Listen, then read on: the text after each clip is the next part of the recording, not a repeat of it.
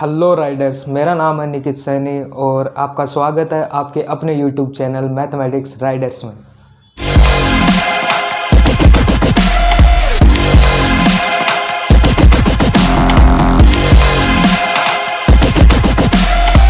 PCM physics chemistry math से 12th करने के बाद स्टूडेंट डिफरेंट वे में अपना करियर चूज करते हैं।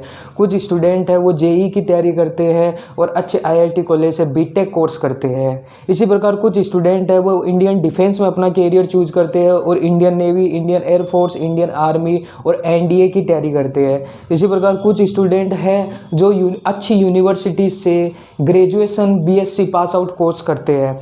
तो आज हम यहाँ इस क्लास के अंदर बीएससी के बारे में ही बात करने वाले हैं। तो सबसे पहले मैं आपको बताना चाहूँगा कि बीएससी है, जब भी स्टूडेंट बीएससी कोर्स करते हैं तो उनके सामने दो सवाल आते हैं कि हम बीएससी जनरल कोर्स करें या बीएससी ऑनर्स करें। तो सबसे पहले मैं इसमें आपको डिफरेंस बता देता हूँ कि बीएससी जनरल कोर्स और बीएससी ऑनर्स में क्या डिफरेंस होता है। तो ये सबसे पहली चीज़ तो ये होती है कि इसके अंदर बीएससी जो जनरल कोर्स होता है वो लगभग हर यूनिवर्सिटी में आपको मिल जाता है, जबकि बीएससी ऑनर्स है वो कुछ एक यूनिवर्सिटी ही प्रोवाइड करवाती है। यदि हम टाइम ड्यूरेशन की बात करें तो बीएससी जनरल कोर्स है वो आपके 3 साल का कोर्स होता है, जबकि बीएससी ऑनर्स है वो मिनिमम 3 साल या मैक्सिमम 4 साल का कोर्स हो सकता है। साथ में ही जो हम बीएससी ऑनर्स कोर्स करते हैं तो बीएससी ऑनर्स उन बच्चों के लिए स्पेशली बेनिफिट रखता है जो हायर स्टडी के अंदर रिसर्च में जाना चाहते हैं। उन स्टूडेंट्स के लिए ये काफ़ी ज़्यादा बेनिफिट रखता है, जबकि बीएससी जनरल कोर्स और बीएससी ऑनर्स कोर्स में देखा जाए तो इतना कुछ ज़्यादा डिफरेंस नहीं होता है। तो हम बात कर लेते हैं बीएससी जनरल कोर्स के ऊपर कि इसके अंदर आपके पास कितने पेपर्स होते हैं, कौन कौन से टाइप के पेपर्स होते हैं, सिलेबस क्या है, क्या नंबरिंग रहती है, इन सब की बातें चलो हम कर लेते हैं। तो आपका जो बीएससी कोर्स है, जो रेगुलर स्टूडेंट हैं उनकी बात यहाँ पे कर रहा हूँ, और साथ में हम कर लेते हैं प्राइवेट स्टूडेंट के बारे में भी बात, जो स्टूडेंट प्राइवेट बीएससी कर रहे हैं। तो रेगुलर स्टूडेंट्स के पास यहाँ पे जो फर्स्ट पेपर आता है वो आता है आपका जनरल हिंदी का,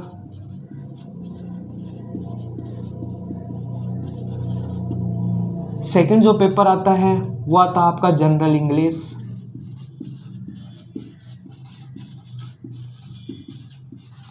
थर्ड पेपर आता है आपका ईवीएस इन्वायरमेंटल स्टडीज़ का, फोर्थ पेपर जो आपका आता है वो आता है कंप्यूटर एप्लीकेशंस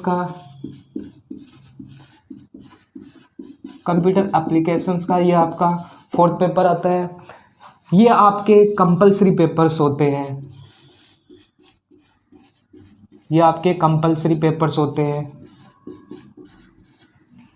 प्राइवेट स्टूडेंट की बात करूं तो प्राइवेट स्टूडेंट है उनके लिए केवल ये 2 पेपर लगेंगे, केवल ये 2 पेपर है वो प्राइवेट स्टूडेंट्स के लिए लगेंगे। ये 2 पेपर है वो प्राइवेट स्टूडेंट्स के लिए नहीं है, ठीक है। इसके बाद के पेपर्स की बात करूं तो उसके अंदर जो आपके 12th क्लास में जो सब्जेक्ट्स थी उसके आधार पे आगे के पेपर्स होंगे। जैसे कुछ स्टूडेंट के पीसीएम थे तो उनके फिजिक्स, केमिस्ट्री और मैथ होंगी, और जिनके पीसीबी थी उनके फिजिक्स, केमिस्ट्री और बायोलॉजी के अकॉर्डिंग जो भी सब्जेक्ट आप चूज करते हो कॉलेज में तो वो सब्जेक्ट होगी। तो यहाँ पे जो नेक्स्ट जो पेपर 5, 6, 7 होंगे वो 3 पेपर होंगे आपके physics first,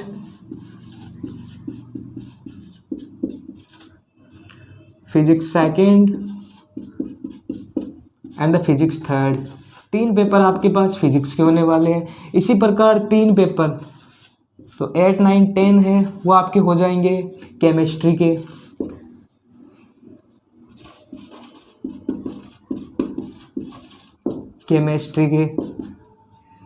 second and the chemistry में थर्ड, ठीक है।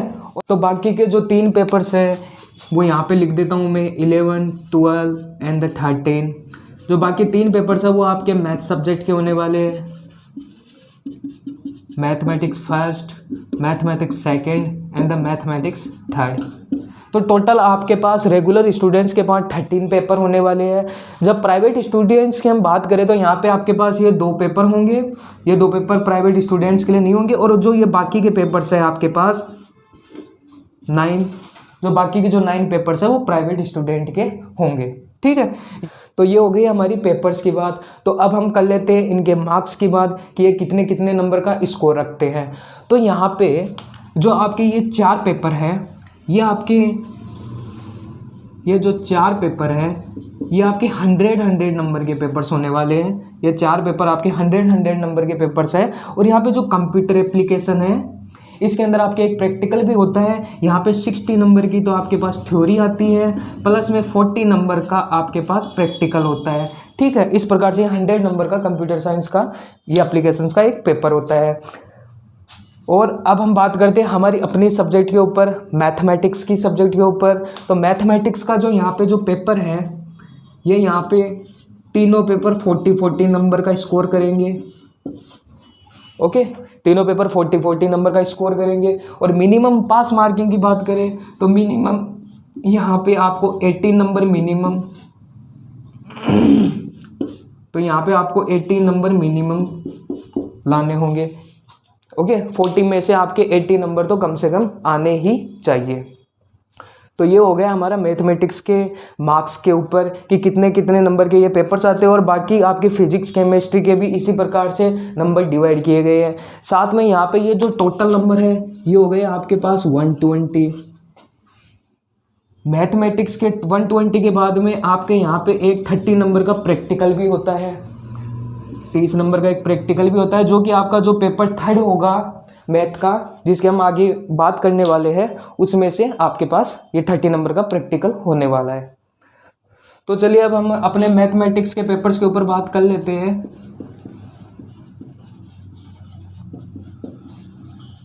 यहाँ पे मैथमेटिक्स के आपके पास 3 पेपर होंगे। जो फर्स्ट पेपर होगा आपके पास, पेपर फर्स्ट, वो होगा आपका डिस्क्रीट मैथमेटिक्स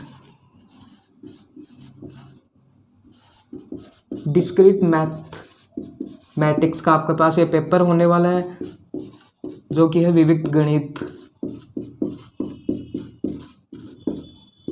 ठीक है, सेकंड जो पेपर होने वाला है, पेपर सेकंड, इसके अंदर आपके पास ये पेपर होगा कैलकुलस का। इसके अंदर आपके पास 2 बुक्स होंगी। इसके अंदर आपके पास 2 बुक्स होंगी। जो फर्स्ट बुक्स होगी वो होगी आपकी डिफरेंशियल कैलकुलस की। डिफरेंशियल कैलकुलस की आपके पास बुक्स होगी। और जो सेकंड बुक होगी वो होगी आपके पास इंटीग्रल कैलकुलस की। इंटीग्रल कैलकुलस की। ओके, थर्ड पेपर की बात करें तो पेपर थर्ड आपका होने वाला है 3D plus LPP। 3D plus LPP, त्रिविमीय ज्यामितीय और इष्टमीकरण, ये आपका थर्ड पेपर होने वाला है। और यहाँ भी आपके पास ये 2 बुक होगी। ठीक है, अब हम बात करते हैं यूनिट्स की कि कौन सी बुक्स में कितनी यूनिट होगी। तो ये सिंगल बुक है तो इसके अंदर टोटल आपके पास 5 यूनिट एग्जाम में पूछी जाती है। 5 यूनिट है वो एग्जाम में पूछी जाती है। अब यूनिट का डिवाइडेशन कैसे किया जाता है वो आप समझ लीजिए। तो 5 यूनिट है तो यूनिट वाइज है वो आपको यहाँ पे कला से मिलती जाएगी। यहाँ पे आपको मिलती है 5 यूनिट। इसी प्रकार इस वाली बुक से आपको मिलती है 3 यूनिट, प्लस इस वाली बुक से मिलती है आपके पास 2 यूनिट। ठीक है, इसी प्रकार 3D वाली बुक से मिलती है आपके पास 4 यूनिट और LPP वाली बुक से मिलती है आपके पास 1 यूनिट।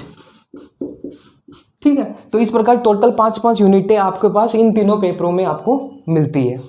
चलिए, तो अब हम बात कर लेते हैं। और इसी के साथ जो आपके पास जो प्रैक्टिकल होने वाला था मैथ सब्जेक्ट के अंदर, तो वो जो आपकी LPP वाली बुक है इसके अंदर से आपके पास एक प्रैक्टिकल का एक क्वेश्चन आता है जिसको आपको प्रैक्टिकल आपकी जो कॉलेज में होता है वहाँ पे आपको सोल्व करवा दिया जाता है। ठीक है, तो अब चलिए हम एग्ज़ाम के पैटर्न पे चलते हैं कि एग्ज़ाम में क्वेश्चन किस हिसाब से पूछा जाता है आपका। बात कर लेते हैं एग्ज़ाम पैटर्न की कि आपके पास एग्ज़ाम में किस हिसाब से क्वेश्चन पूछे जाने वाला है। ठीक है, तो सबसे पहले आपका जो मैथ का फर्स्ट पेपर है उसकी बात कर लेते हैं हम। पेपर फर्स्ट जो आपका डिस्क्रीट मैथमेटिक्स विविक्त गणित है, जो कि आपके पास 40 नंबर का स्कोर रखता है। तो वहाँ पे तो यहाँ पे एग्ज़ाम में कैसे होगा, एग्ज़ाम में ये 5 यूनिट के अंदर डिवाइड रहता है। जैसे आपके पास एग्ज़ाम में ऐसे यूनिट नाम आएंगे, unit 1, unit 2, unit 3, unit 4 and the unit 5। ऐसे आपके पास 5 यूनिटों के अंदर पेपर आपको दिखाई देगा। अब यूनिट फर्स्ट के अंदर आपके पास 2 क्वेश्चंस आते हैं, first question and the second question. ठीक है, फर्स्ट क्वेश्चन के पास आपके पास 2 पार्ट आ जाते हैं, पार्ट ए पार्ट बी। इसी प्रकार सेकंड में भी आपके पास 2 पार्ट आ जाते हैं, पार्ट ए पार्ट बी। ठीक है, सिमिलर इनमें होता है, सब यूनिटों में सेम होता है। कभी कभार एग्जाम में ऐसा भी हो सकता है कि इसमें केवल एक ही पूछा जाए, केवल एक ही पूछा जाए। ओके, सेम कंडीशन इसमें हो सकती है, इसी प्रकार सेम कंडीशन सारी यूनिटों में आपको दिखाई दे सकती है। ठीक है, तो यहाँ पे जैसे आपको सारी यूनिटें कवर करवाई जाएगी, लेकिन आपको एग्जाम के अंदर यूनिट फर्स्ट में केवल एक क्वेश्चन ही अटेम्प्ट करना होता है। यदि आप ये वाला आपको यहाँ पे पढ़ाया जा रहा है, तो यदि आप इस वाली यूनिट को वहाँ पे प्रोसेस करते हो तो इसी के दोनों पार्ट आपको एग्जाम में करने हैं, ये वाला नहीं करना है। ठीक है, यदि आप ये वाला ए वाला पार्ट कर लेते हो और आप सोचते हो कि मेरे को बी तो आ नहीं रहा है, मेरे को इसका बी आ रहा है तो मैं ये कर देता हूँ, तो ऐसा नहीं करना आपको, उसमें आपका ये नंबर कट जाएगा। आपने जो यूनिट के अंदर क्वेश्चन सेलेक्ट किए हैं उसी का पूरा पार्ट आपको करना है, दूसरी यूनिट वाला काम आपको बिल्कुल नहीं करना है। सेम प्रोसेस बाकी वाली यूनिटों में है, बाकी वाली यूनिटों में सेम प्रोसेस है, डिवाइड की गई है। ठीक है, तो ये हो गया आपका एग्जाम पैटर्न। इसी प्रकार आपके जो पेपर सेकंड होगा मैथमेटिक्स का कैलकुलस वाला, उसके अंदर भी सेम है, इसी प्रकार थर्ड में भी आपके पास सेम है।